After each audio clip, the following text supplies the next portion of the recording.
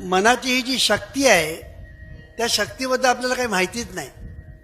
मन आपल्याजवळ नावाचं तत्व नांदतं आहे, ते महाशक्तिमान आहे ह्याची आपल्याला जाणीव नाही, कारण ते डोळ्याला दिसत नाही. मन आपल्या डोळ्याला दिसत नाही आणि म्हणून मनाचा कोणी विचारही करत नाही. अगदी ग्रॅज्युएट झालेले लोक, मला ठाऊक आहे, त्यांना मनाबद्दल काहीही माहिती नाही हे त्यांनी स्वतःच सांगितलं.